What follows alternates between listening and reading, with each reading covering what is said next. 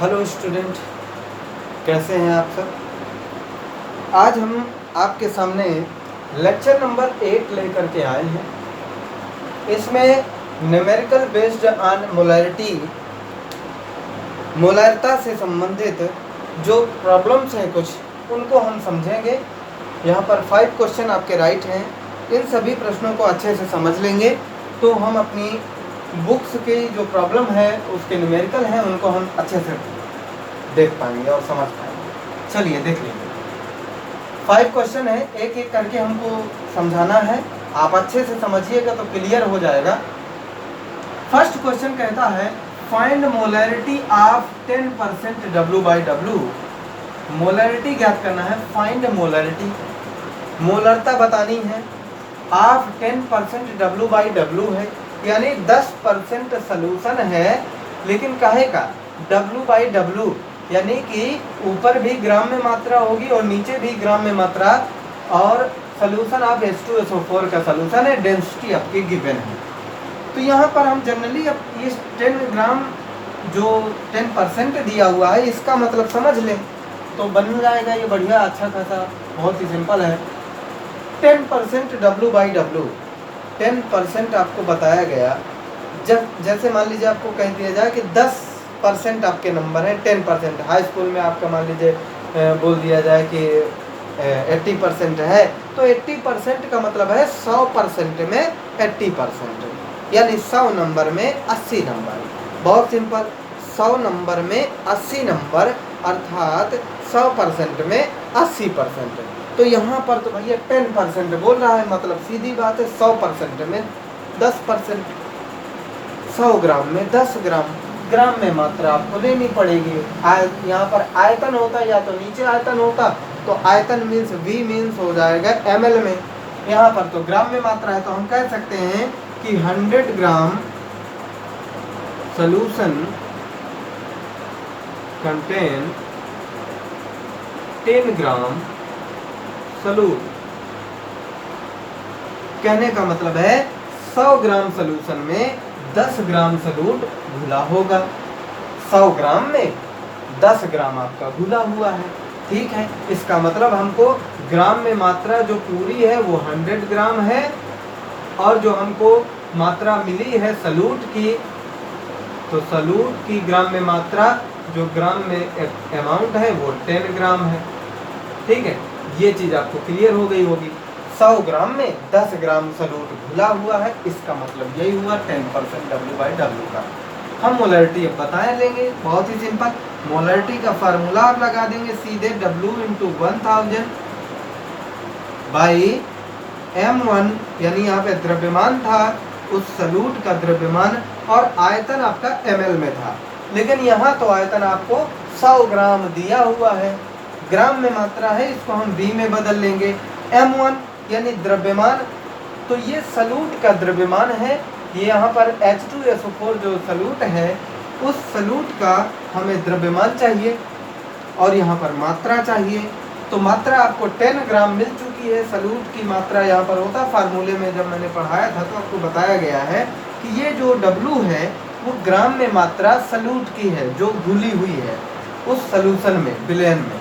अच्छा, यहाँ पर M जो है वो द्रव्यमान था उसी सॉल्यूट का, तो सॉल्यूट आपका H2SO4 है जो कि 10 ग्राम घुला हुआ है, तो 10 ग्राम तो मात्रा हमको पता चल गई है इंटू 1000 बाई M1, जो H2SO4 का M1 है, द्रव्यमान है, यानी कि हम उसकी बात कर लेते हैं। तो हाँ, M ऑफ H2SO4 साइड में कर लेंगे, यानी कि H2SO4 का अणुभार ज्ञात कर लेंगे। तो अणुभार बड़ा सिंपल है, H2SO4 को राइट करें जरा। हाइड्रोजन का अणुभार 1 होता है, परमाणु भार एटॉमिक वेट की बात हो रही है। 2 हाइड्रोजन है तो एक हाइड्रोजन का 1 होता है, 2 हाइड्रोजन के 2 हो जाएंगे, यानी हम 2 से मल्टीप्लाई करते हैं, प्लस सभी के एटॉमिक वेट को जोड़ दिया जाता है। सल्फर का परमाणु क्रमांक जो है 16 होता है और परमाणु भार 32 होता है, तो 32 हो गया, प्लस ऑक्सीजन का परमाणु क्रमांक 8 होता है, लेकिन हमें परमाणु भार रखना है जो कि 16 होता है, और 4 ऑक्सीजन है तो हम 4 का गुणा करा दें, इन सभी को जोड़ दें तो यहाँ पर आ गया 2 प्लस और 32 और प्लस 16 चौको 64। अब इन सभी को अगर ऐड करें तो 32 और 64 और ये 2 2 2 4 और 4 4 8, ये आपका 98 हो गया। 98 ग्राम आपका आ गया अणुभार। अच्छा, 98 आपका अणुभार आ गया। ml में आयतन को भी बदल लेते हैं, जरा देख लीजिए साइड में। यहाँ पर हम v इक्वल फाइंड कर लें, है ना, ml चाहिए तो हमारा फार्मूला यही होता है ना, W equal v into D, आयतन गुणे घनत्व, द्रव्यमान बराबर आयतन गुणे घनत्व। तो यहाँ पर 100 ग्राम द्रव्यमान दिया हुआ है W। ये देखिए सलूट की टोटल मात्रा 10 ग्राम है और जो सलूशन था पूरा 100 ग्राम था। 100 ग्राम V आपको फाइंड करना है, इंटू में D 1.2 दिया, 1.25 दिया है ना, ये हो गया। तो 1.25 को अगर इसके मल्टीप्लाई में इधर ले आएंगे तो इसके डिवाइड में आ जाएगा, यानी V इक्वल हो जाएगा 1100 बाई 1.5। ये था। इसको और हम चाहें तो ऐसे कर सकते हैं, इसका दशमलव हटा देंगे तो ऊपर 0 लग जाएगा, तो यहाँ पर हो जाएगा 1000 और बटे में 15। अब इसकी वैल्यू जो है इस सलूशन में यहाँ पर पुट करेंगे। M1 भी हमने फाइंड कर लिया। चलो मोलरिटी फाइंड करते हैं। 10 ग्राम इंटू 1000 बाई M1 की बाई 98 आई है वैल्यू। अब यहाँ पर V आपको फाइंड हो गया है 1000 बाई 15, 1000 बाई 15। चाहे तो आप डिवाइड करके भाग भी कर सकते हैं और जो वैल्यू प्राप्त होगी वो V की जगह यहाँ पर रख सकते हैं। यहाँ से ये आपका डिवाइड हो गया, 1000 से 100 कैंसिल आउट हो गया।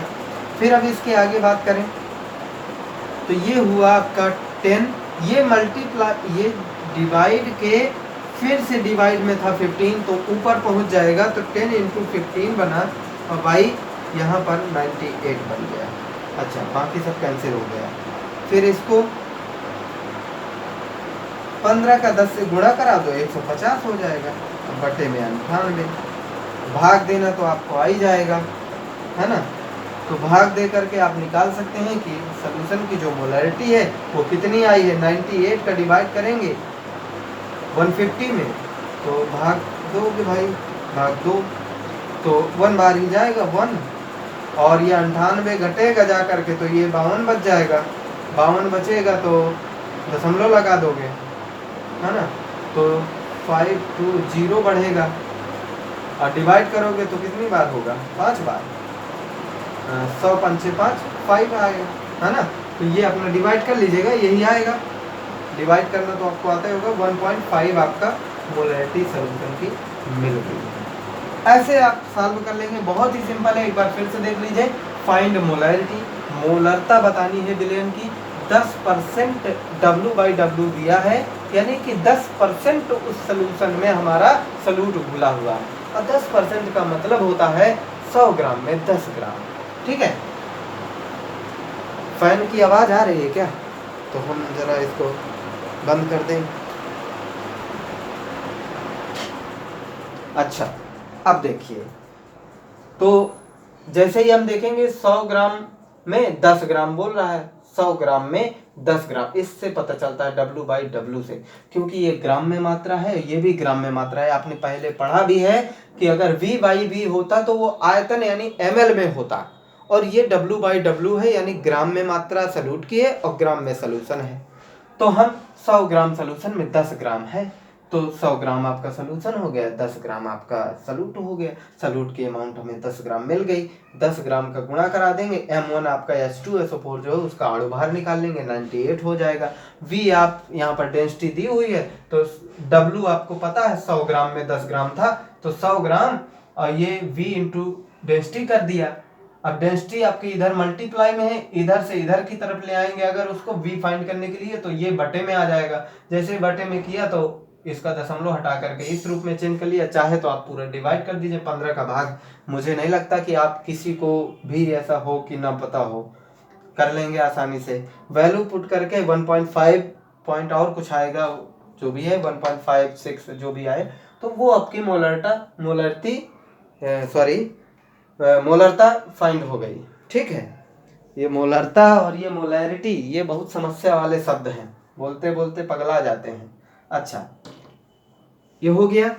मान लीजिए अभी इसी क्वेश्चन में, अभी तो ये आपकी ग्राम में मात्रा दी हुई थी, कहीं धोखे से अगर कह दिया जाता, भाई क्वेश्चन है, क्वेश्चन तो किसी भी तरीके का हो सकता है, जरूरी नहीं है कि जो बुक में है अगर उसको सॉल्व कर लिया तो काम हो गया, ऐसा कोई जरूरी नहीं। बुक में जो दिया है तो वो अगर इस तरह है, अब मान लीजिए बदलने वाले ने बदल करके W की जगह यहाँ पर V कर दिया, फिर आपके क्वेश्चन सॉल्व करने का तरीका बदल जाएगा। क्यों? क्योंकि ये V है, जो आयतन है वो ml में है लेकिन ग्राम में मात्रा है ऊपर, अर्थात मोलैरिटी जब फाइंड करेंगे, अगर ऐसा क्वेश्चन हो कि find molarity of 10% W by V solution of H2SO4 density की अब जरूरत शायद नहीं पड़ेगी, देख लीजिएगा। अच्छा, फार्मूला पूरा राइट करेंगे भाई, यहाँ पर M1 into V into ml में होती है V आयतन, है ना।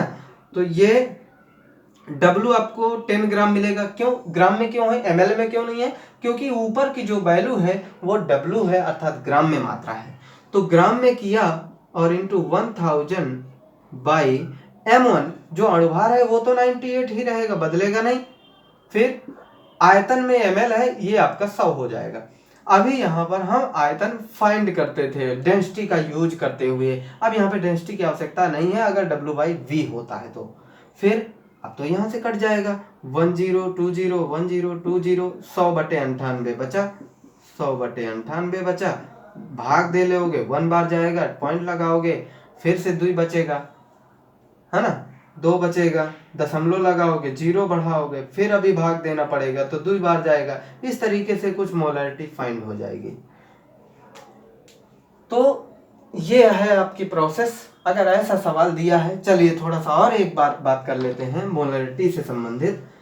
हमने आपको ये डिस्कस किया था कि अगर सॉल्यूशन की, किसी भी सॉल्यूशन में उस सॉल्यूट की अगर अमाउंट 1 मोल हो, क्योंकि डिफिनीशन में था मोलैरिटी, मोलैरिटी क्या थी? मोल पर लीटर, मोलैरिटी मोल पर लीटर। 1 लीटर विलयन में कितने सॉल्यूट के मोल डिजॉल्व हैं, घुले हुए हैं, अर्थात हम कह सकते हैं 1 लीटर विलयन में उपस्थित विलेय के मोलों की संख्या विलयन की मोलरता कहलाती है।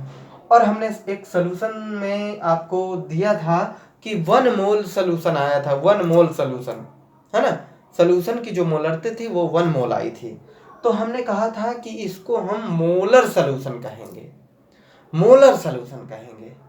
अब मोलर सॉल्यूशन, 1 मोल अगर विलयन की, जो 1 लीटर विलयन में मोल अगर सॉल्यूट का 1 ही मोल प्रेजेंट हो तो हम उसको मोलर विलयन कहते थे। तो जरा थोड़ा सा यहाँ पर आइए समझिए, अगर विलयन की जो मोलैरिटी है वो 1 हो, है ना, या M हो, मोलैरिटी 1, ये आपकी मोलैरिटी है। अगर मोलैरिटी 1 हो या M लिखा हो, इसका मतलब 1M है, यानी 1 मोलैरिटी है, तो उसको हम कहेंगे molar solution, molar solution, molar solution कहेंगे। अगर मोलैरिटी 2 हो, अर्थात ऐसे लिखा हो 2M, यानी मोलैरिटी विलयन की 2 हो, तो हम उसको कहेंगे बाइमोलर, बाइमोलर मोलर सॉल्यूशन, बाइमोलर सॉल्यूशन कह देंगे। और अगर कहीं ऐसा लिखा हो 1/10 करके या M/10 लिखा हो, इसी का मतलब है 1/10, 1 इंटू M/10 यानी 1/10 लिखा हुआ है।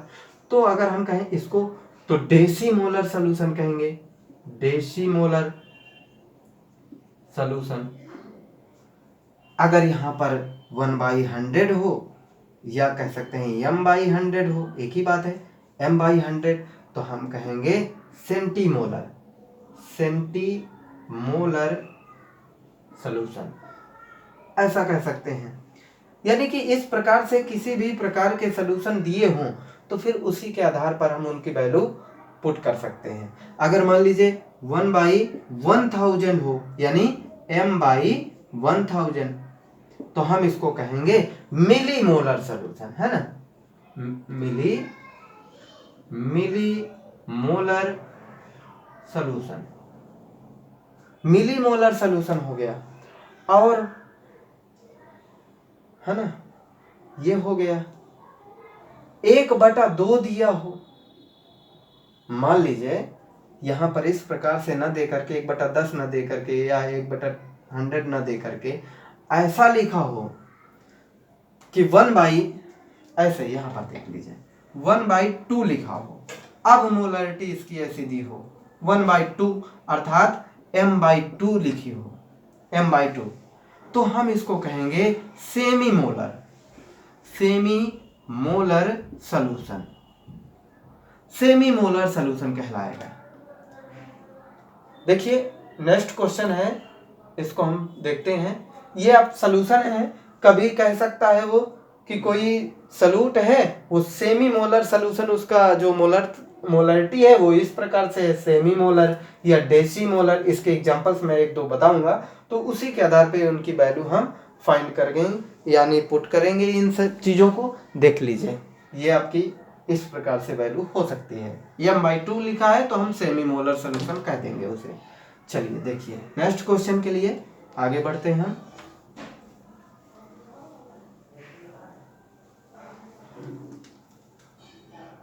क्वेश्चन है आपका फाइंड मास ऑफ NaOH, यानी हमें इस बार दूसरा चीज ज्ञात करना है, मोलरिटी नहीं फाइंड करने को बोल रहा है।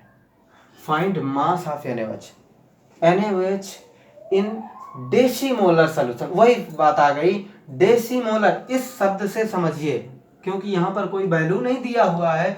फाइंड मास ऑफ NaOH और डेसीमोलर ऑफ सॉल्यूशन केवल एक ही वैल्यू है, और हम एक ही वैल्यू से इस न्यूमेरिकल को नहीं सॉल्व कर सकते हैं। इसका मतलब हमें इस प्रश्न को बहुत अच्छे से समझना है, तब जा करके इसकी क्लियरिटी आएगी। अच्छा, सेकंड की बात कर रहा हूँ, देखिए जरा, फाइंड मास ऑफ NaOH। चलिए पहले हम मोलरिटी का फार्मूला राइट करते हैं, तो W × 1000 बाई m1 × V, ये तो मोलरिटी है।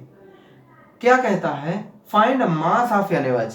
देखिए ये क्या था, ग्राम में मात्रा, यानी मास ऑफ NaOH। यहां पर बात की जाएगी सॉल्यूट की अमाउंट, मास बतानी है, ग्राम में अमाउंट बतानी है, तो यानी इस बार हमें W फाइंड करना है। हमें मोलरिटी चाहिए, M1 भी चाहिए, V भी चाहिए। M तो आपका मिल जाएगा, उसी NaOH का अणुभार हम निकाल लेंगे। V 100 ml दिया हुआ, बहुत simple, solution of 100 ml, 100 ml solution है, यहाँ पर सोल्यूशन ml में ही होता है, आयतन ml में, तो 100 ml दिया है, बहुत सिंपल। अणुभार NaOH का निकाल लेंगे अभी के अभी। बात W फाइंड करना है, तो इसकी जरूरत है हमें, मोलरिटी की। अच्छा, यहाँ पर अच्छे से देखिए जरा, सब लिखा हुआ है डेसी मोलर सोल्यूशन। इस डेसी मोलर का सोल्यूशन का क्या मतलब है, अब समझो। डेसी मोलर के लिए मैंने बताया है, अगर 1/10 किसी सोल्यूशन की मोलरता है, यानी m/10 मोलरता है, तो हम उसको डेसी मोलर सोल्यूशन कहेंगे। ये अभी मैंने बताया है, तो यहाँ पर हमें ये भी फाइंड है, तो चलो कर लेते हैं। इसकी 1/10 वैल्यू है, डेसी मोलर सोल्यूशन है, यहाँ पर फाइंड करना है। हम लिख सकते हैं मास of NaOH, mass of NaOH into में 1000 बाई m1 NaOH का ही अणुभार रखा जाएगा। जरा यहाँ पर फाइंड कर लेते हैं NaOH का अणुभार, अभी हमने 98 निकाला था, H2SO4 का, इसको जरा देखें, सोडियम का 23 होता है, एटॉमिक नंबर है 11, यहाँ पर वेट रखना है 23, प्लस ऑक्सीजन का 16 होता है और हाइड्रोजन का 1 होता है। इन सभी को ऐड करो, 40 आ जाएगा, 40 आएगा, 40 आ गया। m की जगह हमने 40 रख दिया, इंटू में आयतन आपको अच्छे से दिया है 100 ml, बहुत बढ़िया। अभी 10 से 10, दोनों 0 से 2 0 कैंसिल, इसका तीसरा 0 भी कैंसिल आउट हो गया। फिर ऊपर की पूरी वैल्यू यहाँ की समाप्त, यहाँ की भी फिनिश, केवल 4 बचा। इस 4 को ऊपर यहाँ भेजोगे इस साइड में तो आपका ये ऊपर मल्टीप्लाई में आएगा, यानी 4/10 बन जाएगा और ये मास ऑफ NaOH आ जाएगा, मास ऑफ NaOH। 4 में भाग दे दो, है ना, तो यहाँ पे आ जाएगा मास ऑफ NaOH। 4 में 10 का भाग सभी को आता होगा, ये आएगा दशमलव, भाग जा नहीं रहा, दशमलव लगाओ 4 आया, यही ठीक है। इतने ग्राम आपका NaOH आ गया। ये है ग्राम में मात्रा आपकी मास ऑफ NaOH फाइंड हो गया। क्वेश्चन बड़ा सिंपल था, find mass of NaOH। Solute का यानी NaOH का द्रव्यमान ज्ञात करें डेसीमोलर सॉल्यूशन में। 100 ml डेसीमोलर सॉल्यूशन में NaOH की ग्राम में मात्रा ज्ञात करनी है। तो आपने इस तरह से सॉल्व कर लिया। आगे देखते हैं नेक्स्ट क्वेश्चन। नेक्स्ट क्वेश्चन में आपका है 53 ग्राम Na2CO3 यानी sodium carbonate is dissolved in 100 ml solution, find molarity of solution. अच्छा, इसमें भी सेम क्वेश्चन है, बहुत कुछ खास नहीं है, वही है, हिंदी में भी वही चीज होता है। Dissolve in 100 ml solution, 100 ml solution है, उसमें घुला हुआ है 53 gram sodium carbonate. 53 gram sodium carbonate घुला है 100 ml में, फाइंड मोलरिटी। चलो बहुत बढ़िया, मोलरिटी फर्स्ट पॉइंट आपकी मोलरिटी फाइंड कर लेंगे इसमें, तो वही फार्मूला W × 1000/m1 × V। यहाँ पर मोलरिटी ही फाइंड करनी है, बहुत बढ़िया। W ग्राम में मात्रा जरा देखें, 53 ग्राम दिया है इंटू 1000/m1, m1 तो देखना पड़ेगा भाई, Na2CO3 का चलो अणुभार ज्ञात करो। Na2CO3 इसका मॉलिक्यूलर वेट निकालते हैं। सोडियम का होता है 23, 2 मॉलिक्यूल है तो चलो 23 धन 23 कर दें या 23 गुणे 2 कर दें, बात एक ही है। प्लस कार्बन का होता है 12 और ऑक्सीजन का होता है 16, 3 बार लिख दो चाहे 3 का गुणा कर दो, बहुत सही। 23 दूनी 46 होता है और प्लस 12 होता है और प्लस 16 × 48 होता है, इन सभी को ऐड कर लो 106 आ गया। ठीक, सोडियम कार्बोनेट 106 आएगा। 106 का दुगना ये है ना, 53 का दुगना 106 लिखा हुआ है। चलो 106 और गुणे में आयतन आपका 100 ml है, तीनों जीरो कैंसिल, इसके 2 जीरो इसके कैंसिल, और यहाँ पर इसको काटा तो ये नीचे 2 आ गया, 2 बार में डिवाइड हो गया, ऊपर बचा 10/2, इसका मतलब 5 मोल आ गया। ये मोलरिटी आ गई सॉल्यूशन की, 5 मोलर आ गया। सॉल्यूशन की जो मोलरता है वो 5 है, 5 मोल उसके 100 में डिजॉल्व है, सॉरी 1 लीटर में, क्योंकि मोल पर लीटर होती है, मोल पर लीटर 1 यानी कितने मोल डिजॉल्व है 1 लीटर सॉल्यूशन में, तो 1 लीटर सॉल्यूशन में 5 मोल डिजॉल्व है। ठीक है, ये आपकी फाइंड हो गई। लेकिन इसमें और भी शायद क्वेश्चन जुड़ा हुआ है, molarity of ion, sodium ion, है ना, मोलरिटी ऑफ सोडियम आयन। जरा देखो, इस सॉल्यूशन की जो मोलरिटी है वो 5 मोलरिटी है, यानी कि सोडियम कार्बोनेट को जरा अच्छे से देखो, जरा अध्ययन करो। Na2CO3 अगर हम इसका इलेक्ट्रोलिसिस करें तो इस प्रकार से ये 2 सोडियम आयन बन जाएंगे और प्लस CO3 - 2 चार्ज, इस प्रकार से ये आपका विघटित हो जाएगा। सोडियम आयन की आपको ज्ञात करनी है मोलरिटी। यहाँ पर आप देखिए सोडियम कार्बोनेट का 1 मोल है, कैसे 1 मोल, यहाँ पर कोई भी वैल्यू नहीं है, ऐसे लिखा रहता तो 2 मोल सोडियम कार्बोनेट होता, 5 लिखा है तो 5 मोल सोडियम कार्बोनेट है, तो जो संख्या लिखी होती उतना ही हो जाता है। तो यहाँ पर अभी कुछ नहीं है, 1 मोल हो गया। 2 मोल सोडियम है, जरा देख लो चाहे तो, कार्बोनेट 1 मोल है। हमें सोडियम की वैल्यू बतानी है, सोडियम की मोलरिटी बतानी है, सोडियम आयंस की। आपकी सोडियम कार्बोनेट की हमने मोलरिटी फाइंड कर ली है, 5 मोल आया है। सिंपल बात है, 1 मोल में 2 मोल सोडियम आयन है, तो 5 मोल सोडियम आयन में 10 मोल हो जाए, 1 में 2 5 में 10, बहुत सिंपल। तो molarity molarity of sodium ion equal to 5 into 2। 5 mole में ज्ञात करना है, 1 मोल में 2 होते हैं, 5 में 10 हो जाएंगे, तो ये आपके 10 मोल आ गए। ठीक। अब तीसरा क्वेश्चन कहता है मोलैरिटी ऑफ कार्बोनेट आयंस, यानी कि इसकी भी बता देना है। तो आप लिख सकते हैं molarity of CO3 minus ion यानी कार्बोनेट आयन। तो 1 मोल में 1 मोल प्राप्त हो रहा है, तो 5 मोल सोल्यूशन की मोलैरिटी आई है, तो 5 मोल रहेगा। ये आपकी फाइंड हो गई। इस तरीके से क्वेश्चन है। 53 ग्राम सोडियम कार्बोनेट घुला हुआ था, ग्राम में मात्रा घुली हुई 100 ml सोल्यूशन में। 100 ml सोल्यूशन होता है, फाइंड द मोलैरिटी। मोलैरिटी आप बताएंगे तो 53 ग्राम है, इसका अणुभार निकाल लेंगे, 106 आ जाएगा। यहाँ से आपको अणुभार निकाल लेंगे, ठीक है, बताया था। अणुभार निकालने के बाद वैल्यू पुट करेंगे, मोलैरिटी आ जाएगी 5। तो सोडियम कार्बोनेट की पर्सनली सोडियम और कार्बोनेट आयंस की मोलैरिटी पूछ रहा है, इसलिए हम इसको देखेंगे कि ये कैसे आपका इलेक्ट्रोलिसिस होता है, इसका डिकम्पोज हो जाता है। तो ये आयनों में जब टूट जाएगा तो इस प्रकार से बैलेंस्ड रिएक्शन आएगी।